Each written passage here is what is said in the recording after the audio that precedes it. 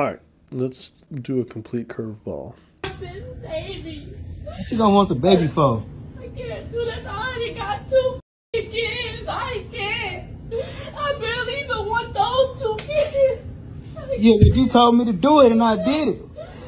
You're talking out of the ordinary right now. I don't want these kids. I don't want none of these kids.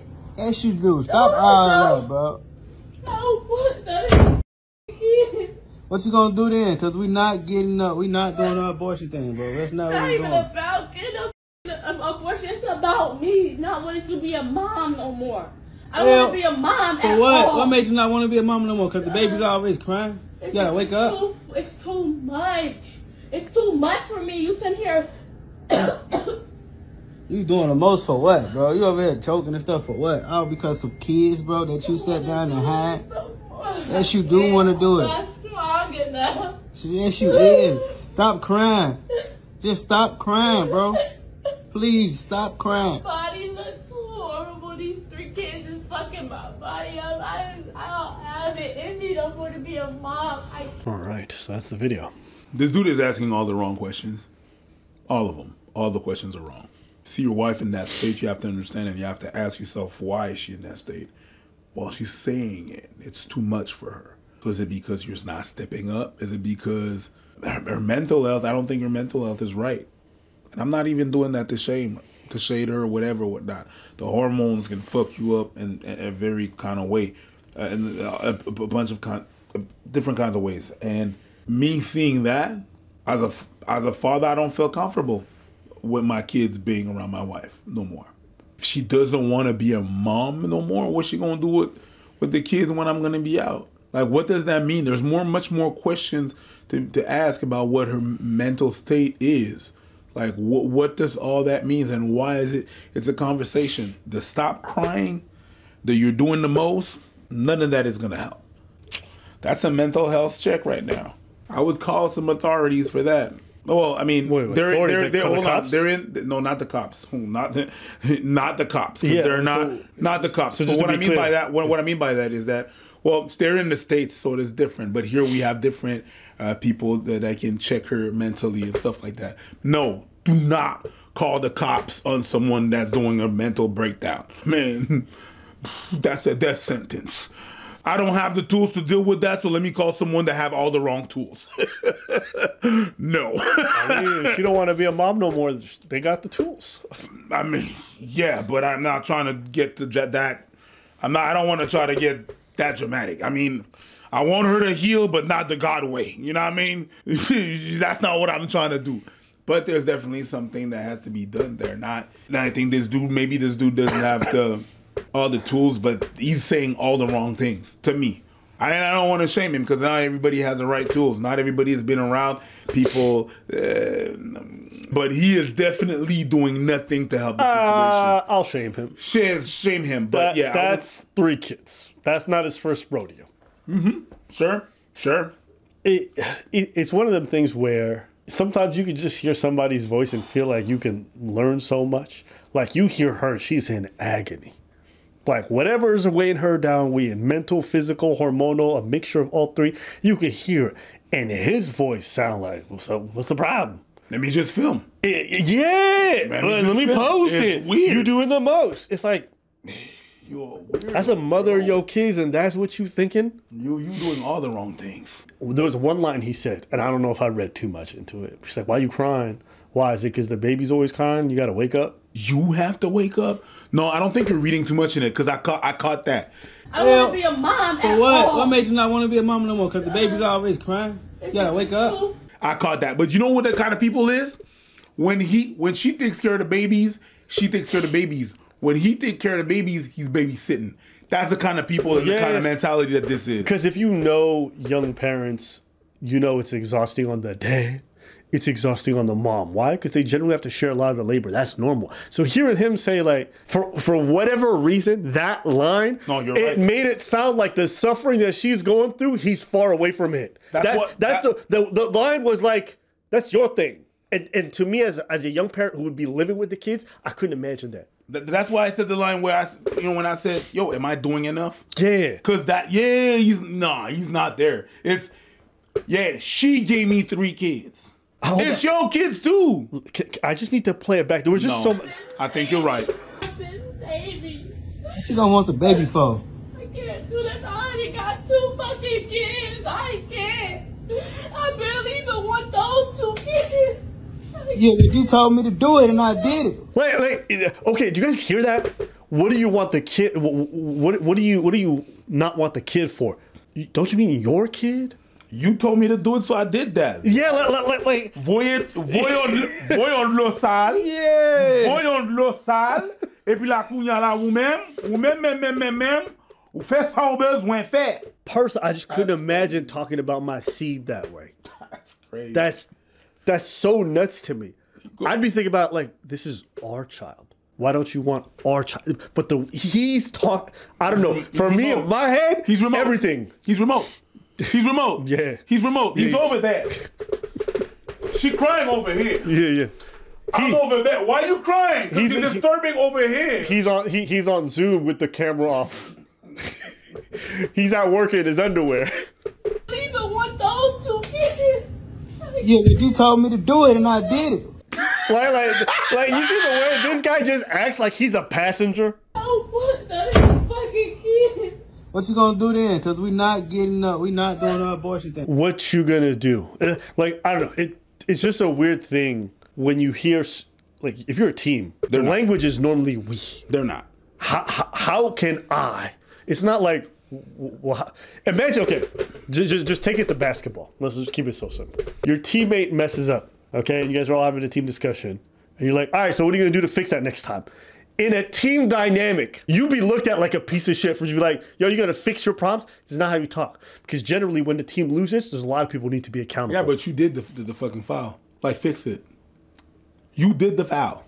You did it. See? So if you can imagine That's crazy. in a sports team context, this kind of attitude is seen as fucking. Imagine in a relationship. Okay. But who did the foul though? Who fouled?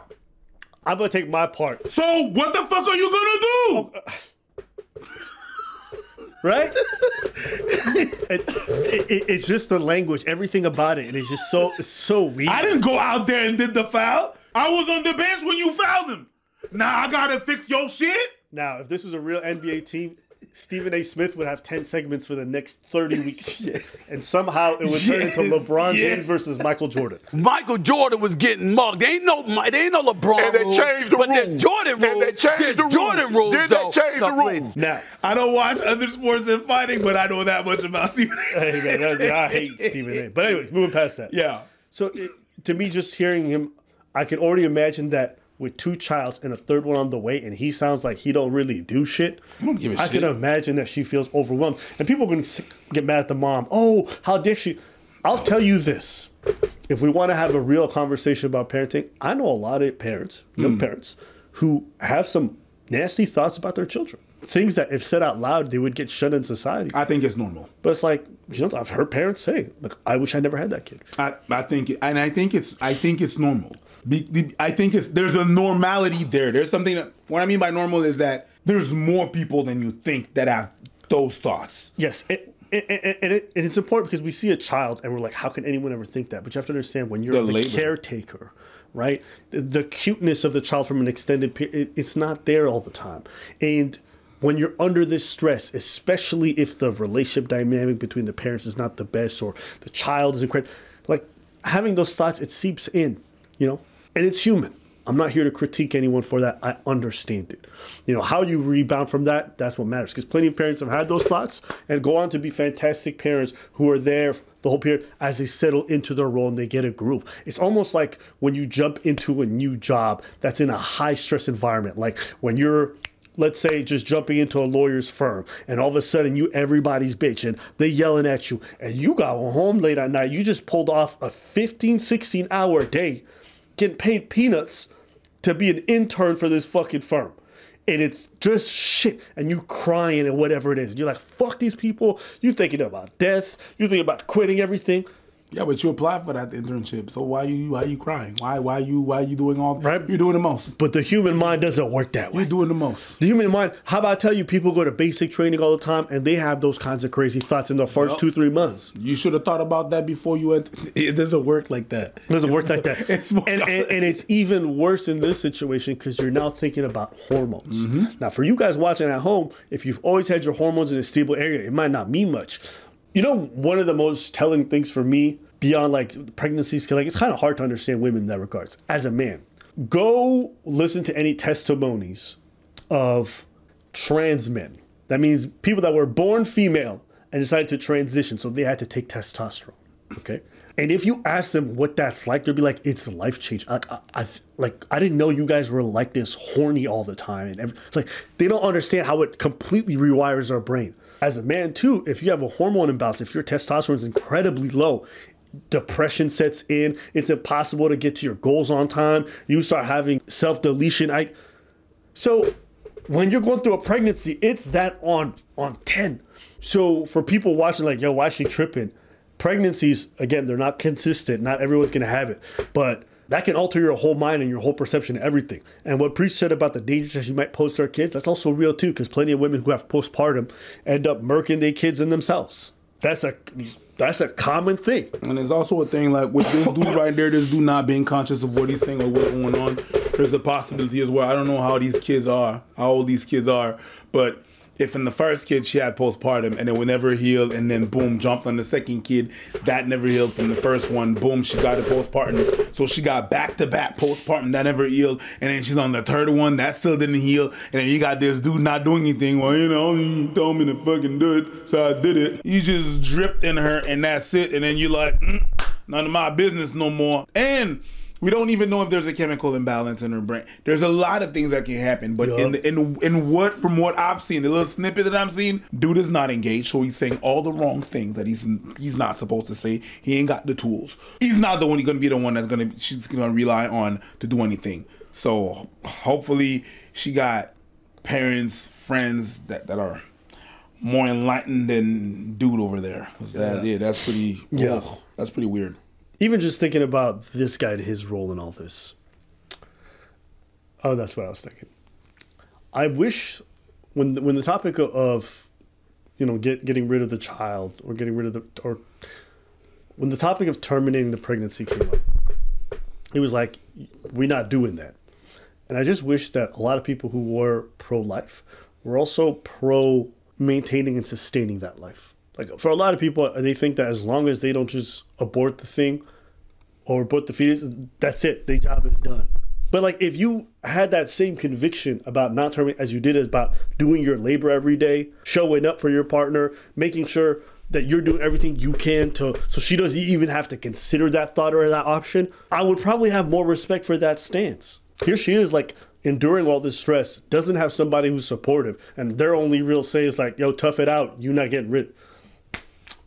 Like, again, I'm not saying you should stand on one out or the other, but if you're going to be about protecting life, that requires more than just not aborting it. There's a lot of steps that come after that. And for a lot of people, I don't know, sometimes I just hear them and the way they talk about young kids, you'll fend for yourself, this and all that. It's like, where is the protection of life after it comes out of the womb, or protection of the mother and her life as she's telling you she can't take it anymore, she doesn't want to go on? That life doesn't need protecting. It just feels incongruent in my head to take this compassionate stance about life and then not recognize that you're also disregarding a life right in front of you.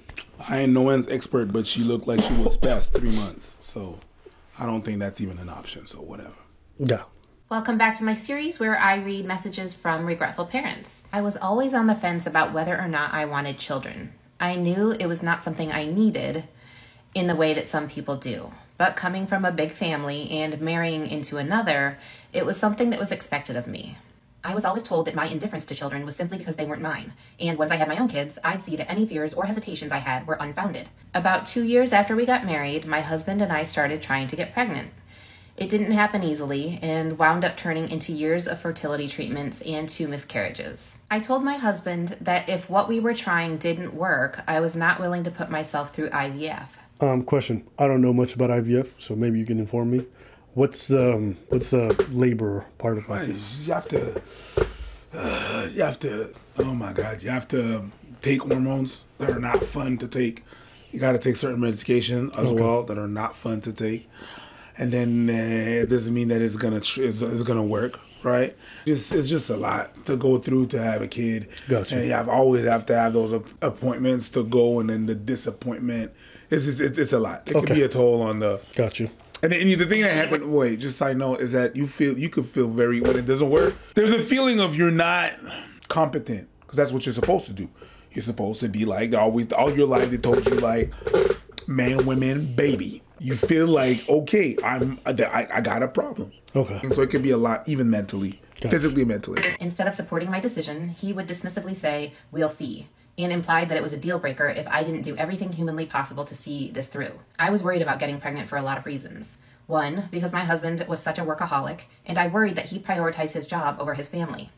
I made it clear that I wanted our kids to have an actual father, unlike his, who thought that providing a paycheck and doing absolutely nothing else counted as being a good father. And 2 weeks after we accepted an out-of-state relocation for his job, I found out I was pregnant. And as if a relocation at 8 months pregnant wasn't stressful enough, the company I worked for went back on their promise to let me stay on as a remote worker. I had horrific PPD, and to this day, I have never felt worse. PPD?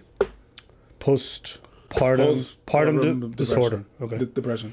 My son was a miserable baby with terrible colic and acid reflux. He slept only in 1 hour stretches and cried the rest of the time. My thyroid was out of whack, but no one wanted to see me before the 6-week mark, so I dropped down to 96 pounds and couldn't make enough breast milk. I also had a pinched nerve in my back that made walking painful, wasn't sleeping, could barely find time to eat, and the worst part was I was 100% alone. My husband got 2 weeks of paternity leave, and that was it. He went back to work as if I wasn't a shell of myself, being terrorized by my hormones and an endlessly crying baby. He was awful to me to boot. After being awake with the baby all night, I would beg him to stay home a little longer so I could get some sleep. And he would say, "You already lost your job. I can't lose mine." One day, upon coming home to find both me and the baby crying, no dinner on the table, and me still in my pajamas, he said, "I don't understand why everyone else can do this, but you can't." When I begged him to let me hire someone to help with the baby, he replied, "Why? So you can really do nothing all day?" I wished that he had been honest with me and with himself, that his need to be a father was more about his need to appear perfect than it ever was about a desire to be a parent. He didn't want to be a father. He wanted to be able to say he was a father. I honestly think we'd be divorced if he'd not had his own bout with depression a couple of years after mine. He realized how horribly he treated me and that I wasn't weak or exaggerating what I'd gone through. He's a much better partner now, but I can't say I don't still harbor resentment for having to shoulder the burden of parenting alone for so long. But by the time he proved that, Two things. The first thing is she said something interesting in regards of, he said that if I wouldn't go and get a baby with him, it would be a deal breaker. It is absolutely a deal breaker. If you don't want kids and the person you are with want kids, that's a deal breaker. I don't care how much you love each other. You're wasting people's time. Right, but they didn't do IVF. No, but it was not about having a baby? I told my husband that if what we were trying didn't work, I was not willing to put myself through IVF. Instead of supporting my decision, he would dismissively say, "We'll see," and implied that it was a deal breaker if I didn't do everything humanly possible to see this through. The deal breaker part was more so about the IVF. Okay. And right. Because she was like, if this stuff doesn't work out, I don't want to do IVF. And he's like, "We'll see." Oh, yeah. And then that's what I understood. I could be wrong, but I feel like I think you're right. Anyways, the second thing is, no, there's actually three things. The second thing is, yeah, it's very hard.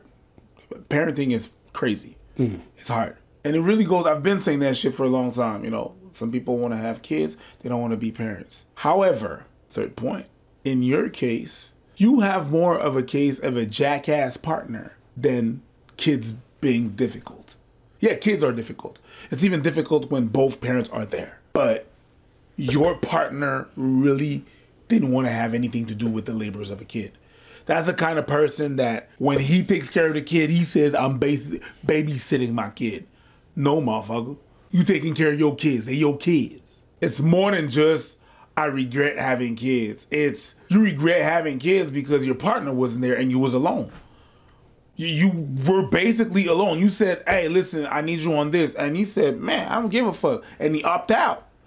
Yeah. You didn't have the proper partner. Even though, eventually he realized how bad he was and everything and stuff. What is done is done. And that's the reason why you feel the way you feel. Now you can either forgive him or... It sounds like she has worked through it and she appreciates the fact that now he understands her pain more now that he's gone through it. Yeah.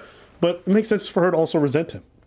100%. That's what I'm saying. When I said like do this or that, it's not. I'm not saying that she doesn't have a reason. She has all the fucking reason to resent that dude. I'm just saying I agree with what you're saying. She has all the reason. I'm not excusing what he's doing.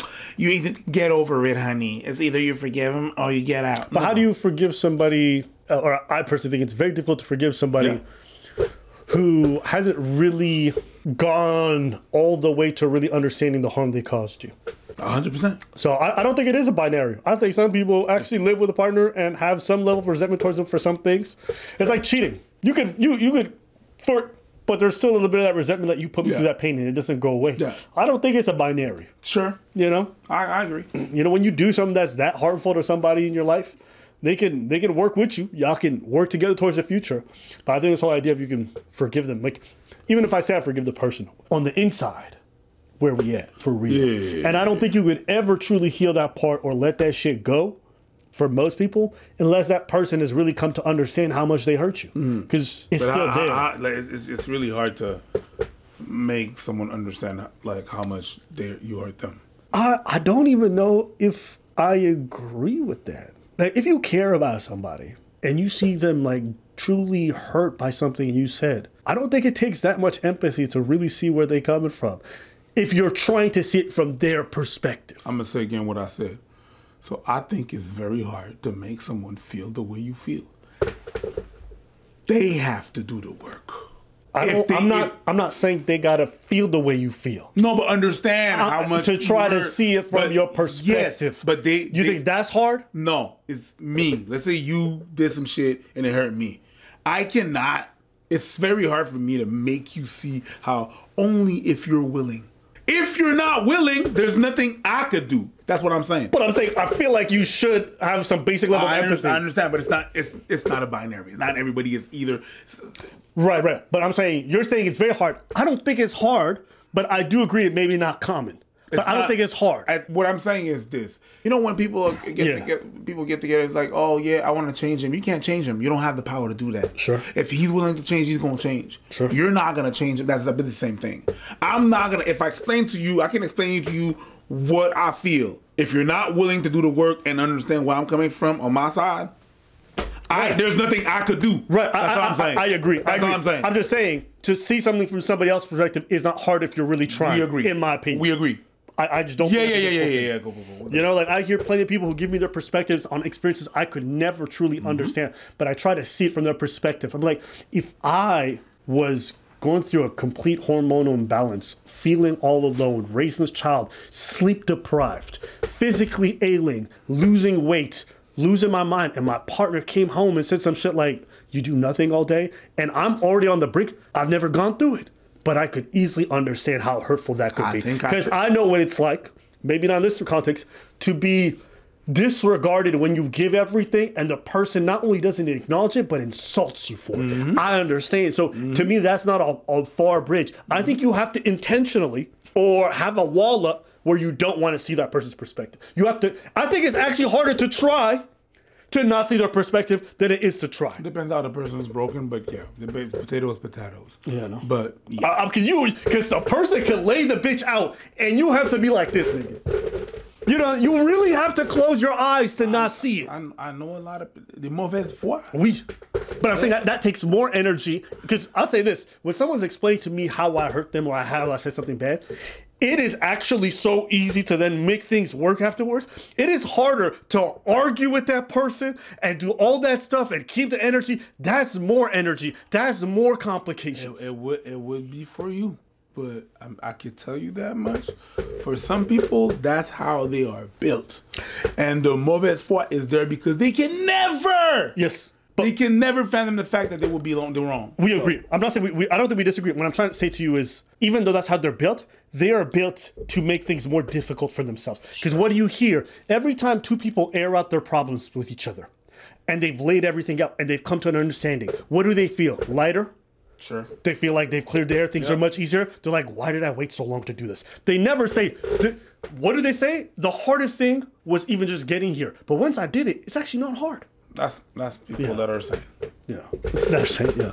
But you know, it's just a. There's a lot more fuckery out there. Anyway, all that to say, I think it's three. It was the 3 points I was saying. Yeah, you made good points. That's real though. It should be a deal breaker. It definitely should be a deal breaker. Y'all should not waste anybody's time. Yeah. Part ways. I know y'all love each other, but it's only gonna be doo doo as you move. Okay. Sorry to say, I don't want to put that shit on you, but you had a lot of red flags indicating you that the person disregarding what you were saying and everything. And also, there's a lot of pressure on women. There's a lot of pressure on women because that's the thing that you're supposed to do. Yeah. Like kids, I've heard the thing that you said about, once it's your kids, it's going to change. I've heard that shit so many times. So it's not solely your fault. No, society definitely puts a lot of pressure on women. Help, sure, there's a biological push for it too, but there's also a lot of societal aspects pushing people who don't want kids to have kids. Yep, 100%. And I've definitely even seen that in my native country. Like, I know a lot of girls had kids because it's just like the thing to do. But you can see they don't like being parents. They were never cut out for that shit, and they are miserable parents. And you know what? That shit seeps into their child. When she speaks about that kid coming out with anxiety-ridden acid reflux, I have seen the difference when two parents who are healthy, who are ready, and who are good come and bring a child into this world when two parents are not. I've seen the difference in how the kid is literally like genetically built different. Like, I've seen how calm some kids can be, and I can see how not. And you know what? I know there's probably like scientific data to back this shit up, but whatever the parent is going through, that anxiety, that stress, those negative emotions, it seeps into the kid. It creates a hotbed for their anxiety. Yeah. So all understand, the way you feel about it, the things you're going through, that thing being in your stomach for 9 months is not just absorbing nutrients. So it's not just absorbing your genes, it's absorbing even how you feel. The stress that you feel. So let's go back to it. You're saying that you had to switch job and then your job flip up on you, and then you didn't really know that you was getting pregnant, and then now you're pregnant, and then now you have to all that stress, and the baby come out, it has acid reflux and anxiety and can't sleep and it's always upset. Like, okay, I'm not saying there's a correlation, but maybe there's a correlation. I ain't no doctor, but I ain't stupid either. Slow at times. Let us know what y'all think in the comments.